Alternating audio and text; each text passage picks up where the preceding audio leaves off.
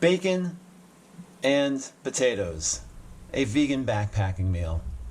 It's kind of like a clickbait title because I'm not a big fan of coming up with substitute vegan names. I'm not a big fan of vegan cheese and vegan meat and etc. etc. So I suppose I could have called this smoky flavored coconut flakes and potatoes, but you know, it's just probably would not have gotten as many clicks.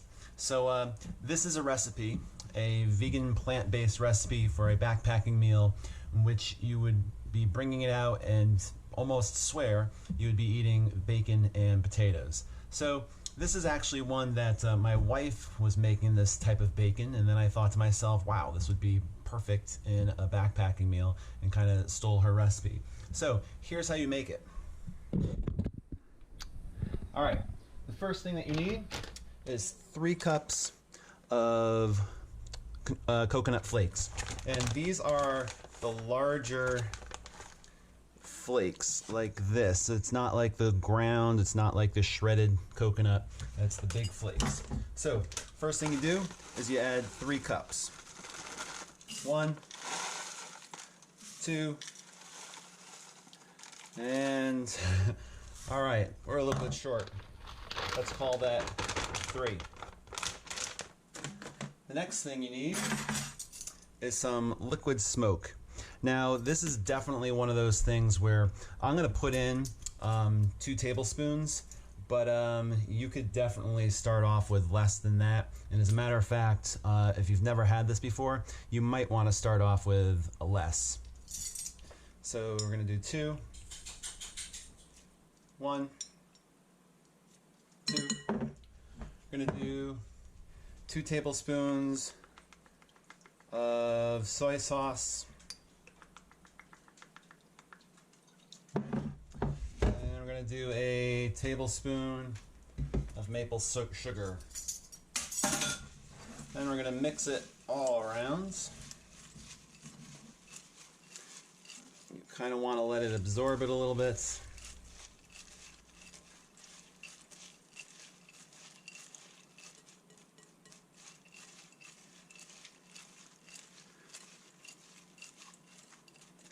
And again, I will say that all 3 of those ingredients are open to your own dreams there. You can put in as much or as little as you'd like. If you've never had the liquid smoke before, I might suggest putting in a little bit less. I know if the bacon, the shredded coconut bacon, is just mixed into something, sometimes I'll need more of the liquid smoke. If it's just going to be sprinkled on something, then you can definitely use less. Okay. Next thing you do is you sprinkle it over some parchment paper. Spread it out.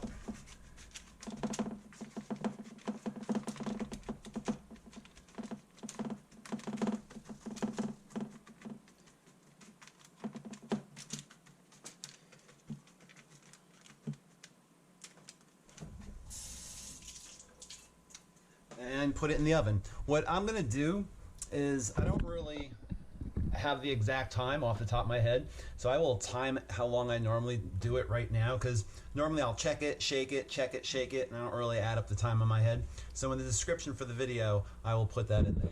So let me just pop this in the oven, which is right here. So again, you're going to put that in the oven, check it after 10 minutes or so, shake it, and check it, and let's see if it's done.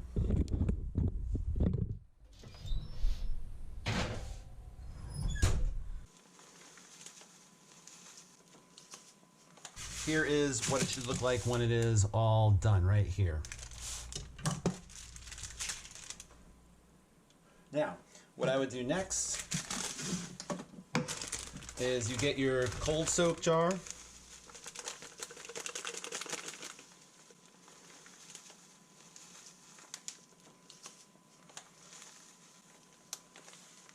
And I like the Bob's Creamy Potato Flakes. I take some onion powder.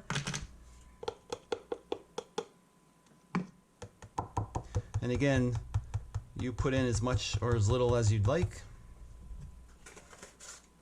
And then here's where you should experiment next.